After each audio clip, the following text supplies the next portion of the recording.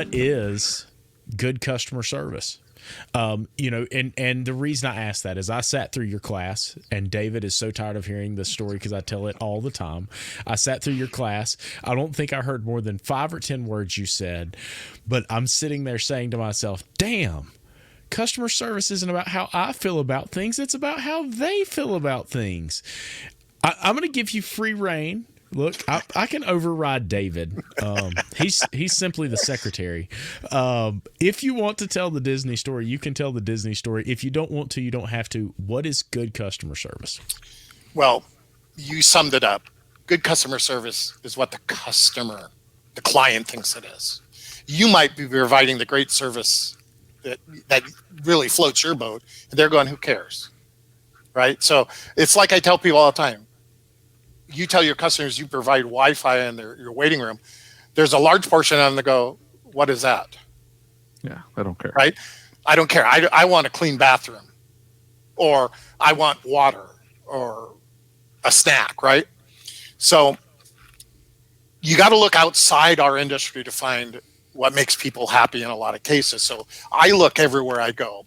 And to indulge Lucas, and I'm sorry, David, I'm going to just talk a little bit about Disneyland. You're okay. Take your time. So I'm at Disneyland. My son's pretty young. He's 6 or 7 years old. And we're at the happiest place on earth, right?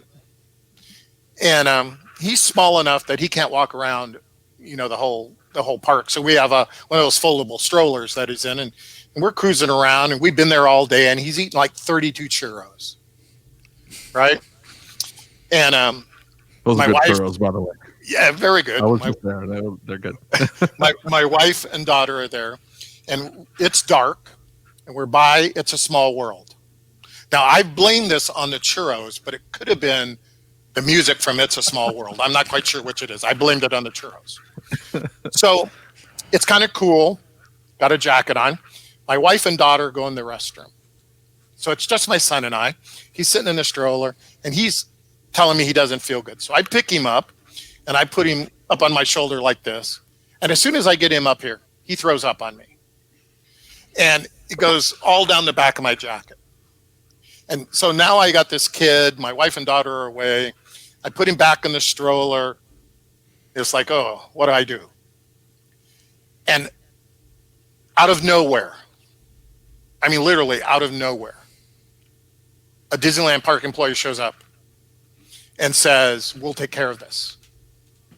And they start cleaning up, and I take my jacket off. My daughter and wife come out. So I tell them what happened, and I go in the men's restroom, and I'm trying to rinse my jacket off in the sink. And there's an employee comes in. He goes, oh, here, let me rinse that off. I have a bigger sink in here. So he takes it in, he rinses it out, and then he goes, let me put it in a bag, because even though we rinse it off, it's probably not going to be fun to carry this wet jacket around. So he puts it in a bag, seals it up for me. Anything I could do to help you. I go back outside. They've cleaned up the mess. I'm apologizing. I'm really sorry. I think he had too many churros. And they said, don't worry about it. I still don't know where they came from. And I don't know how they know it happened. Then the employee looks at me and says, do you need a doctor? Or does your son need a doctor? I said, no, I think it was just, too much. And they said, okay, but we have a full-time physician on Main Street. It's between these two shops. You're more than welcome to go there. There's a doctor and a nurse there the whole time the park's open. If you need to, we'll take them there right now. We'll get a cart and take them there. It was like, no, I'm pretty good, and I'm really sorry for the mess. Oh, don't worry about it. It's our job. We take care of it. And they cleaned it up, and it was spotless. They thanked me, and then they disappeared. And I literally stood in Disneyland and did this. What the hell just happened?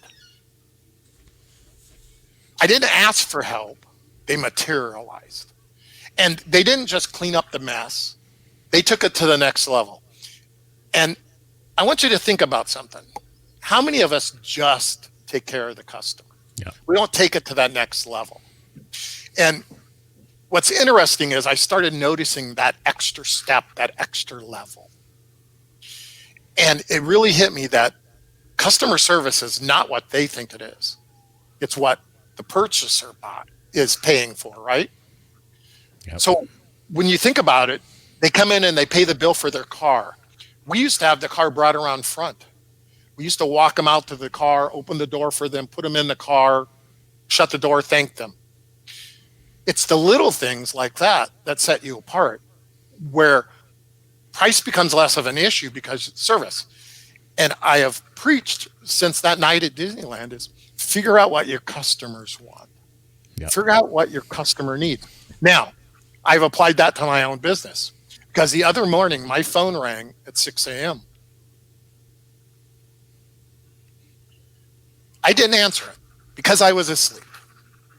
But as soon as I woke up, which was about 15 minutes later because they woke me up, I called the customer back because I figured if the customer, my client, was worried about it, I should be worried about it.